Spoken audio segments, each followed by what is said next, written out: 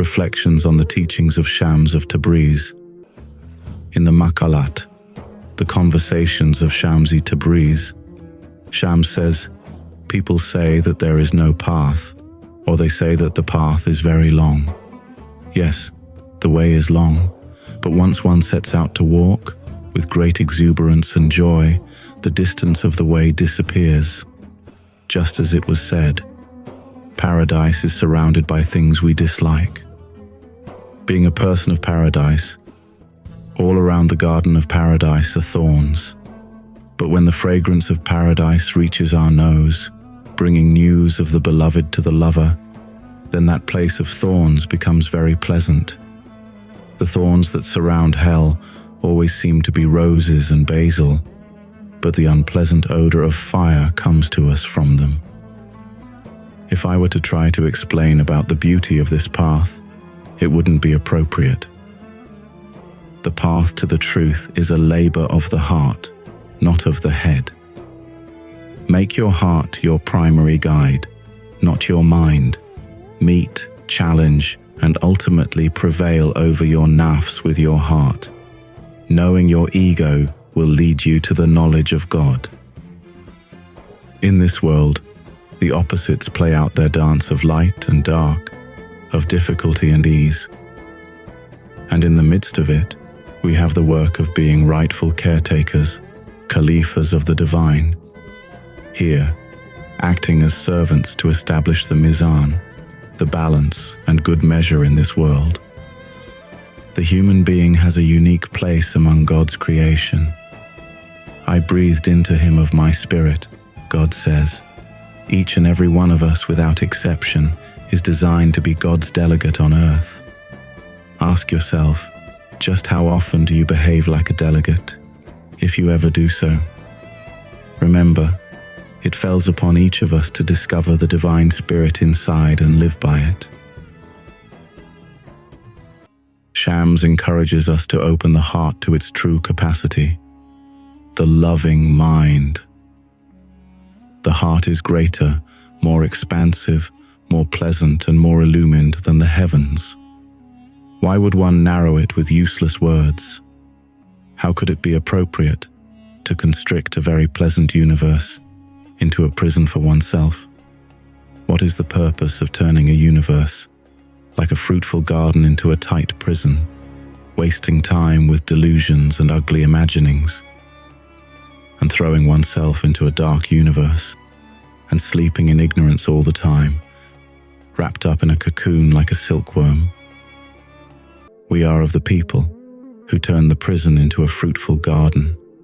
If our prison turns into a fruitful garden, imagine what our fruitful garden might become. Just watch and see.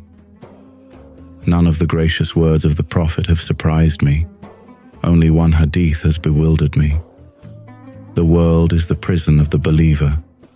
I don't see the world as a prison at all.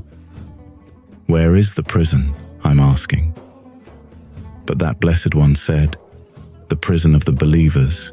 He didn't say, the prison of the servants. The servants are a different community.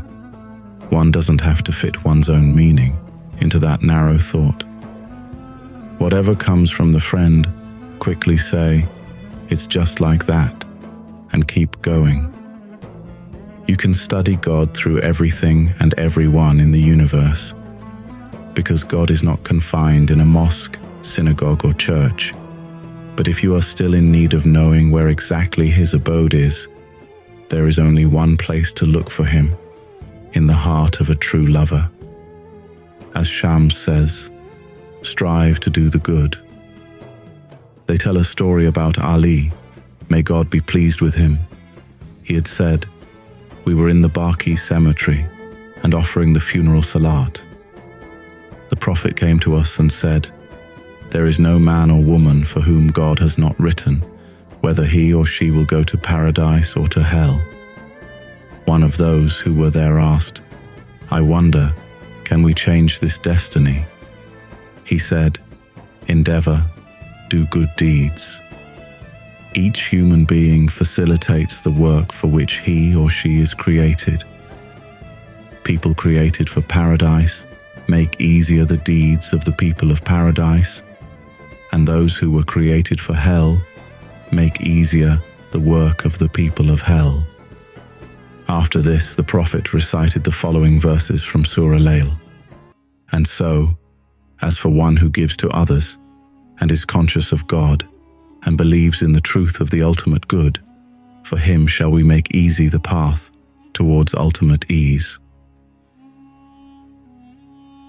To clarify, Shams says, people of paradise and people of hell. Hell is in the here and now. So is heaven. Quit worrying about hell or dreaming about heaven, as they are both present inside this very moment.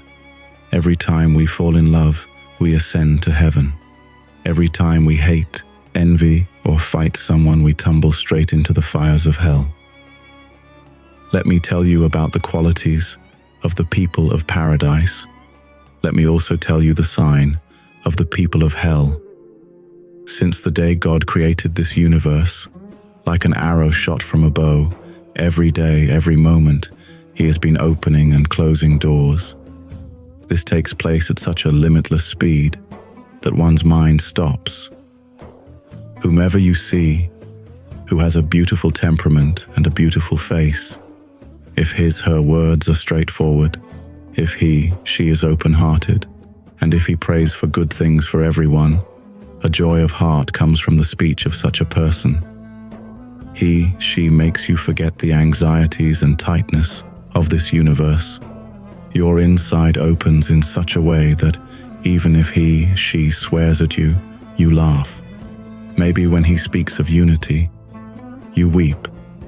But in that moment, you feel 100,000 joys and laughter within yourself. Such a person is a being of paradise.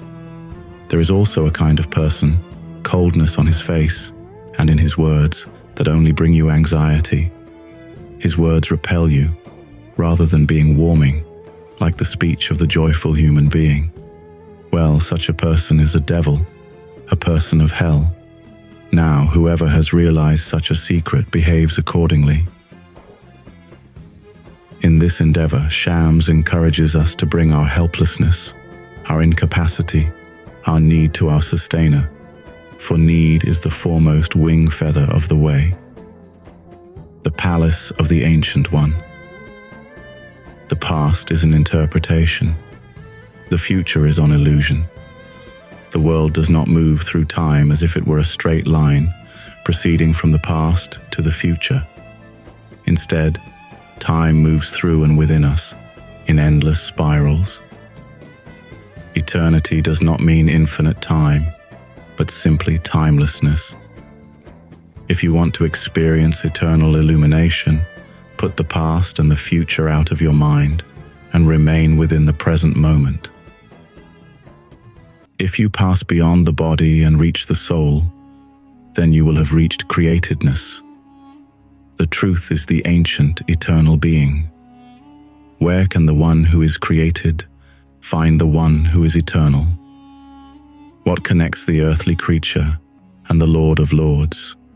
In your opinion, that by means of which you move and attain liberation is the soul, then what use is it to put the soul in your hand, ready to give it away? Even if your lovers bring you their own heads, the gift of their life, they will have only brought cumin seeds to Kerman. What is it worth to bring cumin to Kerman? What renown will it bring? What price will it fetch? There is a palace where he is without need, so take your need there. Because the one without need loves need, and you, due to that need, may suddenly leap out of these created affairs. Something from the Eternal One is connected to you. It is love. The ambush of love comes and embraces you, just as it says in the Quran, they love God, is the effect of God loves them. Then you will see the Ancient Eternal One, through the Ancient Eternal One, because he perceives all vision. This is the entirety of the words that do not end, and will not end until the day of resurrection.